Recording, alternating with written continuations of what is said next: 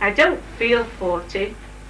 In fact, I don't feel any different at all from years ago.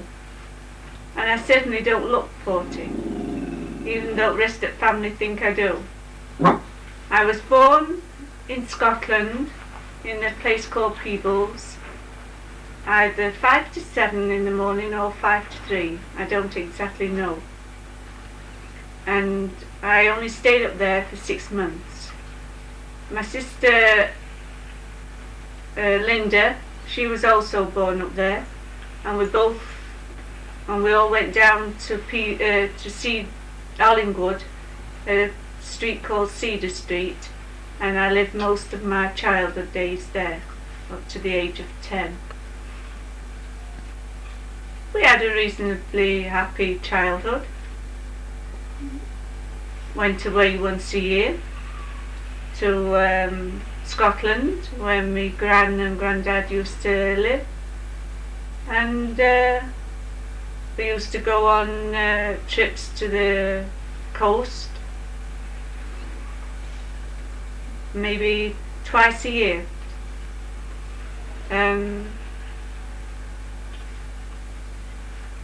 It was at the age of 10 that I went to live at Masdin Moor.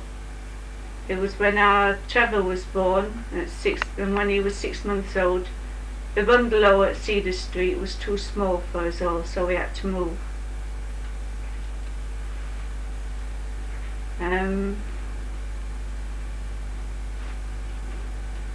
I stayed at Masdin Moor until at age of 21, when I married Pud. From Masdin Moor I used to go to school at Allingwood. That was the school I was used to, but at the age of 11 I moved up to Middlecroft Secondary School. I can't say I disliked school. I quite enjoyed my school days.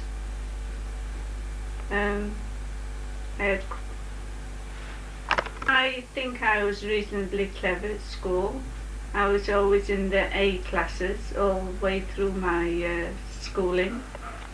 I was pretty good at making cakes and that, because I got the school prize for cooking, for making an apple tart. I left school at 15.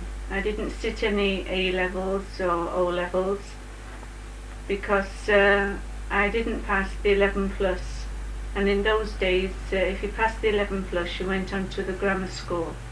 I did have a second chance at 13 to sit it again, but I didn't want to take it, and I didn't have my mother or my father to push me. I left school at the age of 15 and went to a garage to work, which was called Peter Blake's, as a shorthand typist. I didn't stay there very long because I didn't like it. I didn't like the people, mainly the wife. I couldn't get on with her. From there I went to Prue Smith's at Bolsover as a cutter. I'm an experienced cutter of cutting men's underwear. I enjoyed it there. It was all right. I used to earn quite good money, and that was one of the reasons why I went into the factory, to earn some money. I stayed there until the age of 21, and it was I used to go to the youth club each night during my teens, and also to Staveley Middlecroft Youth Club. I used to go dancing with Deirdre. She was my best friend at the time, and we used to go all over, just mainly dancing. And it was at the Masdin Moor Youth Club where I met Victor. He came to the club one day on his motorbike with his friend who was named Flugo. I noticed him as soon as he came in with his kinky boots, and I thought he was quite nice looking with his long sideboards and his short hair, a bit different to what he looks now. He looks like a bear. But in those days he was quite nice looking. But at first at the youth club, we didn't talk to each other. We didn't go out with each other because he was going with someone else, a girl called Barbara, and I wasn't the sort of person that would go for a boy if he was already going with someone else. So I waited until their relationship finished, and I asked Deirdre and her boyfriend at the time, John Bourne, to go and ask him to go out with me, of which he did, and we went to Cleethorpes on his motorbike for the day. And it was on the way to Cleethorpes that he jerked his bike and he cut 4 of my fingers. So we had to stop and go and get some plasters to put on my finger.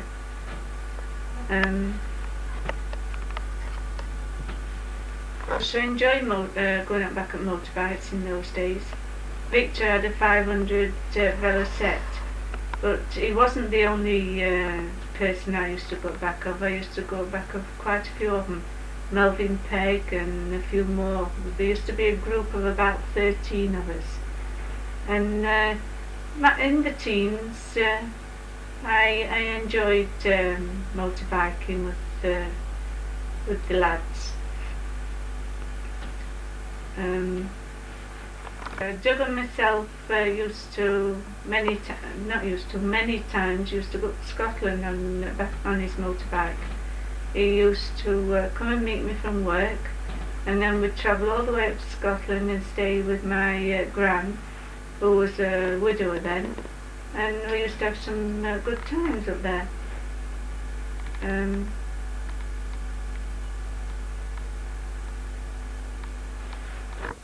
I went with Doug for 2 years before we got married, and we got married at Chesterfield Register Office because we had a little Julie on the way.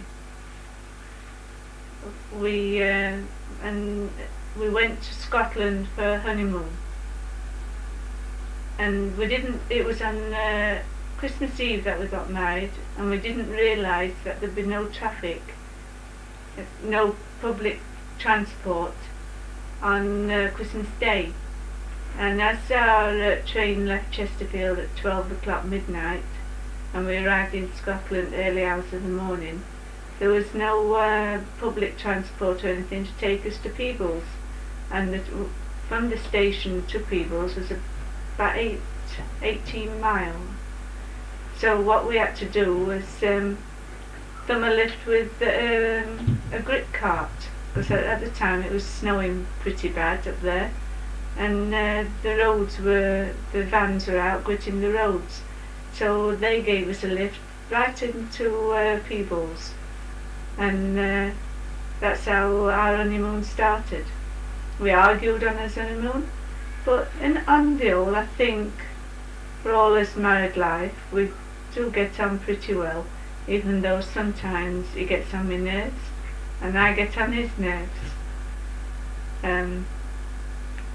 We first lived with his mother and dad when we first got married, till Julie was about 6 months old, and then we moved into a caravan in Somerset, where Victor had found a job in the local paper mill.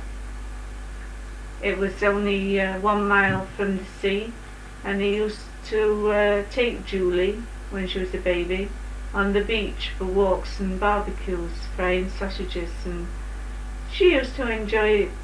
I didn't go on the beach very much because I wasn't really interested, but I did like the walks down into Watchet, and I used to meet him from work sometimes when he was on the night shift, and we used to walk back home. Julie used to be in like a sling on their back, and sometimes she used to sit on shopper on wheels because she was too idle to walk. From Somerset we did have a break and we went to Algiers. It was Doug first that went to Algiers and on a bachelor contract, but after 6 months, or was it 3 months, we all went out and we stayed there. Originally it was only for a year and we stayed for 5 years.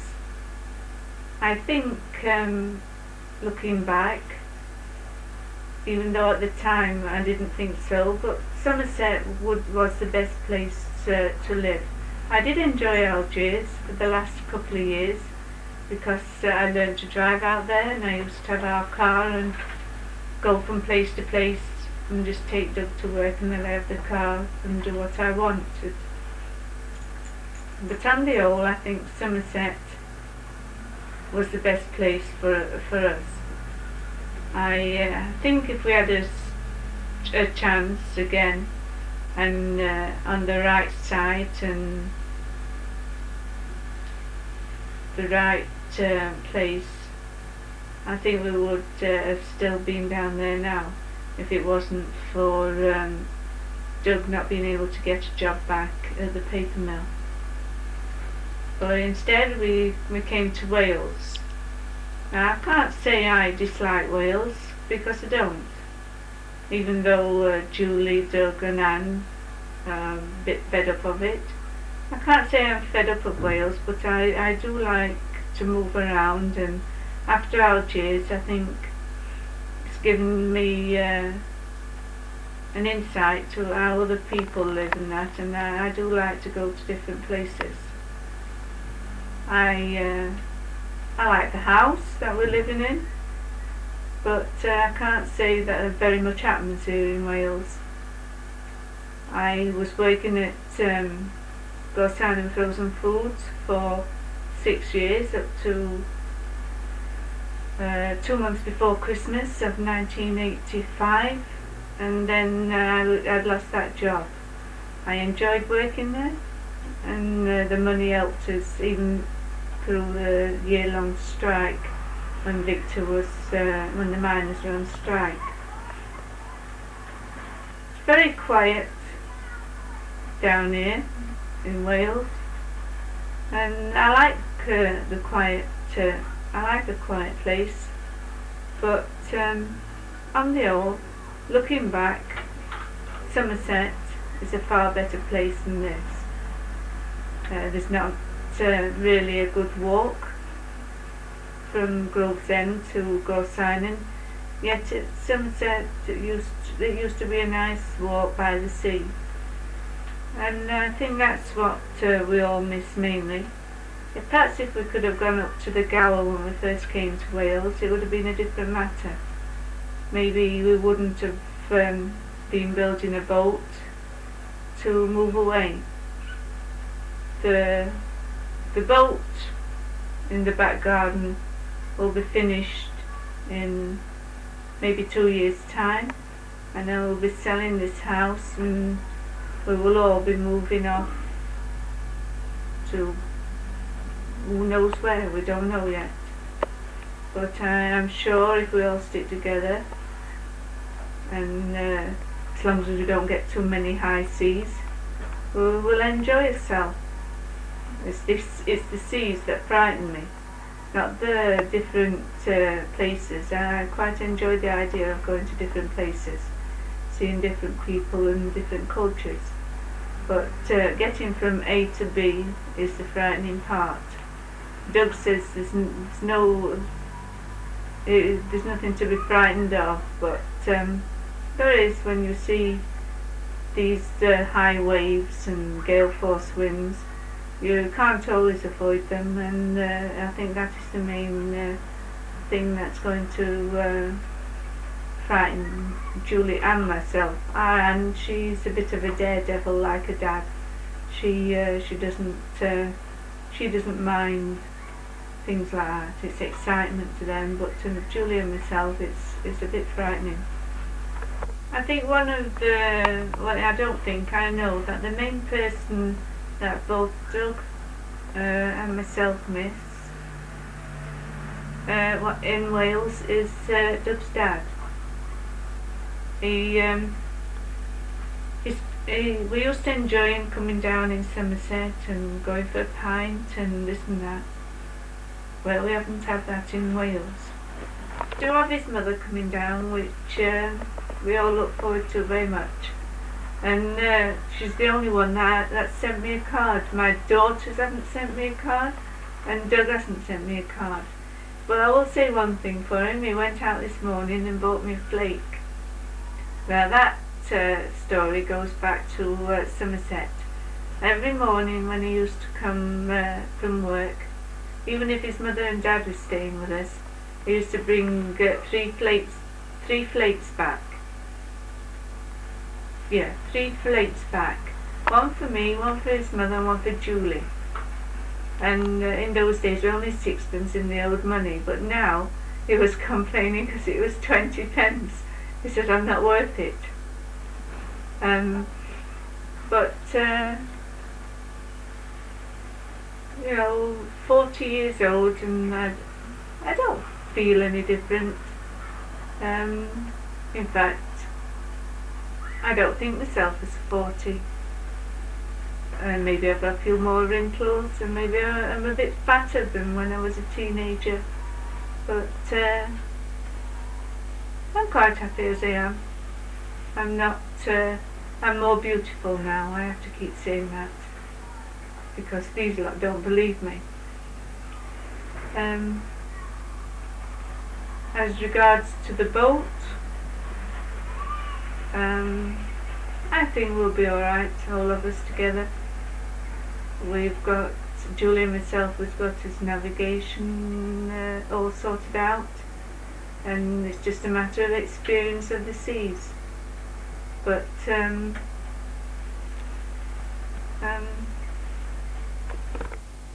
regards to the sea, we'll just wait and see what future holds for us. It can't be the same as this, looking through a window and not seeing anybody. What we'll be doing is just looking through the window and seeing the sea. But at least we'll be going somewhere and meeting different people. But we'll wait and see, and in 40 years, another 40 years time, when I'm dithering old four and trying to climb the mast, we'll see exactly what kind of life we've had.